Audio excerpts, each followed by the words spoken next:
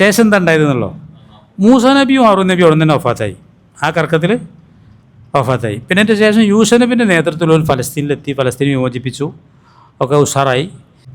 മൂസ നബി ആ ഘട്ടത്തിൽ വഫാത്താകാണ് ചെയ്തത്. മൂസ നബി, അതായത് ചെങ്കടൽ കടന്ന ആളുകളുണ്ടല്ലോ, ചെങ്കടലാണ് കടന്നിട്ട് അങ്ങനെ പോയപ്പോൾ ഇവർ ഈ ബിംബാരാധന കണ്ടപ്പോൾ ഇവർ പറയുകയാണെങ്കിൽ ഞങ്ങൾക്കും വേണം കുറേ പടച്ചവന്മാർ. ശരിക്കും അങ്ങനെ പറയുന്നത് കുറേ നമ്മളെന്നാൽ ഓതീനൊക്കെ. അപ്പോൾ അള്ളാഹു തആല ഓരോ കറക്കി അവിടെ നട്ടം കറക്കി. ജലാലൈനൊക്കെ പറയണത് രാവിലെ ഒരു പോക്ക് കൊടുക്കും, വൈകുന്നേരം വരെ നടന്നാൽ അവസാനം ഇവിടെ നിന്ന് തുടങ്ങിയിടത്തിന് എത്തിയിട്ടുണ്ടാവും. കറക്കാണ് തീ മരുഭൂമിയിൽ. എവിടേക്കാളും പോകണത് ഫലസ്തീനിക്കാണ് പോകുന്നത്. അങ്ങോട്ട് എത്തന്നല്ല.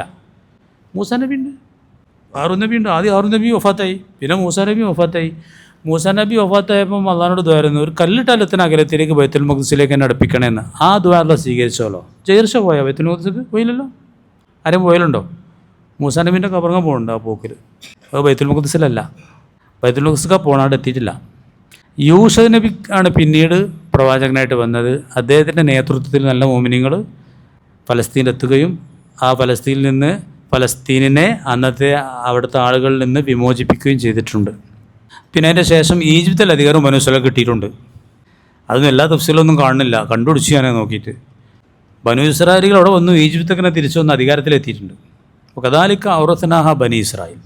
ആ ഫലസ്തീൻ്റെ ഭരണം അല്ല ഈജിപ്തിൻ്റെ ഭരണം ബനൂ ഇസ്രായേലികൾക്ക് തന്നെ നാം നൽകി എന്നുള്ളതിൽ പറയുന്നുണ്ട്, ചില തഫ്സീലൊക്കെ പറയുന്നുണ്ട്. അതിൻ്റെയൊക്കെ തഫ്സീൽ എപ്രകാരമായിരുന്നു എന്നൊന്നും നമുക്ക് പഠിക്കൽ ഒരു വിഷയമല്ല, നമ്മൾ പഠിച്ചോളണമെന്നില്ല. ആകത്തുക അങ്ങനെ ഒരു ചുരുക്കം നമ്മൾ മനസ്സിലാക്കിച്ചാൽ മതി. ഇനി ആർക്കെന്തെങ്കിലും ചോദിക്കാണ്ട് ചോദിച്ചോളി, അല്ലെങ്കിൽ നമ്മൾ നിർത്തുകയാണ്, പോവാണ്.